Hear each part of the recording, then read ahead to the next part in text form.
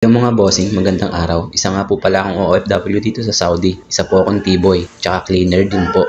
At ngayong araw po, maglilinis po ako ng opisina ng aking amo. At bago po ako naglinis dito, nalinis ko na po yung ibang kwarto ng mga amo. At eto nga po, nililigpit po yung mga kalat nila kasi makalat po talaga sila. Nung Friday pa po yung mga kalat na yan, ngayon ko lang po nalinis kasi wala pong pasok ng Biyernes at Sabado.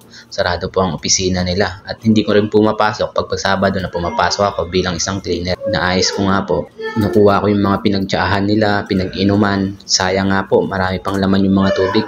Kailangan ko pong punasan ng maayos yung mga lamesa, ayusin po yung mga papel na nakakalat, yung mga hindi pa po napirmahan.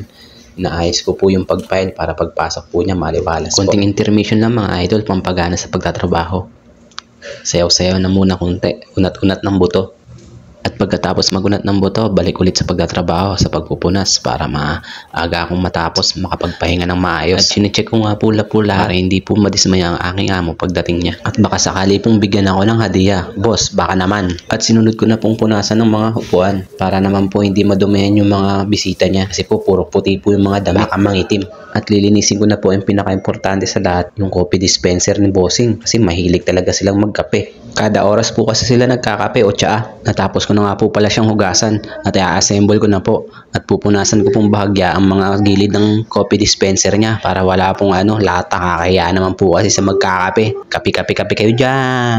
Hindi nga po pala ako makapag-voice over ng maayos kasi po maingay dito. At pagkatapos ko pong linisin ng coffee dispenser ni bossing, nagtubig muna ako kasi nakakapagod tsaka nakakauhaw na rin para may lakas rin ako, parang matuyo na yung laway ko. Tuloy-tuloy nga po ako sa paglilinis. Ayan na nga po, nakalimutan ko kasing tanggalin yung basurahan ni bossing doon sa likod ng upuan niya kaya tinanggal ko, binalikan ko po. Pagkatapos nga po pala niyan, kumuha na ako ng sweeper, pantanggal ng alikabok sa sahig. Bago ko pumapin, tatanggalin ko po muna yung alikabok. Bawat sulok po tinatanggal ko po yung alikabok para sulit na sulit po yung aking pagtatrabaho kahit wala pa pong sahod. Para po ba talagang bigyan ako ng bonus ni bossing? Baka naman bossing, kahit pang kape lang. At pagkatapos po niyan, kinuha ko na po yung map para po matapos na ako. Gusto ko na pong magpahinga pero nakalimutan ko po pala, di ko pa pala napupunasan yung bintana kaya pinunasan ko po muna. Pagkatapos ko pong punasan yung bintana, tinuloy ko na po yung pagmamap ko. Ayan po, bawat sulok po, baka makita po yung mga footprints. Kasi po maraming patak-patak ng mga kape dyan sa sahig. Tapos yung mga paapa po nila galing masjid. Alam mo po, mga bakat-bakat, mabuhangin pa po sa labas. Kaya tinatanggal ko po talaga ng husto. At kung mapapanood nyo po itong video na to, paki-like, follow, and share naman po para po madagdagan ng aking mga followers. Malaking bagay po yun para ma-monetize ako. Bago ko nga pala iwan yung kwarto ni bossing, chinecheck ko po bawat sulok, binabalikan ko po. At baka may nakaligtaan akong hindi linisin. Baka may makita siyang hindi maganda, mapagalitan pa ako. Sabihin niya hindi ako nagtatrabaho ng maayos. Kaya binabalik-balikan ko po yan. Papatayin ko na nga po ang ilaw at lalabas na ako. At ilalak ko nga po ulit. At pagkatapos ko nga po sa kwarto ni bossing, yung mga naipon ko pong basurahan, ilalagay ko na po sa isang plastic. Black keys po kung tawagin nila.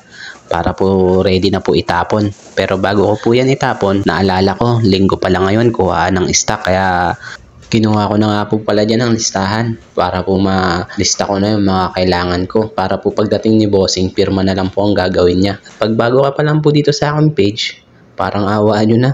I-follow at like and share nyo naman po ako para po sipagin pa po akong gumawa ng mga video. At iikot ko po kayo dito sa Jeddah. Pag nagkasahod po ako, gagawa po ako ng magandang vlog para maganda naman po panoorin. At ayan nga po, nililista ko na yung mga kailangan ko dito. Mga panglinis po yan. Maraming salamat po sa panunood. At sana po nag-enjoy kayo. Kahit hindi po masyadong maganda yung video ko. Pero pagtsatsagaan ko pong gumawa ng mga video kahit wala pong nanonood. Pero maraming salamat sa iyo at nanood ka. At natapos mo itong video ko. Maraming salamat at pahinga time na nga po. Much love and God bless po. Ingat po kayo lagi.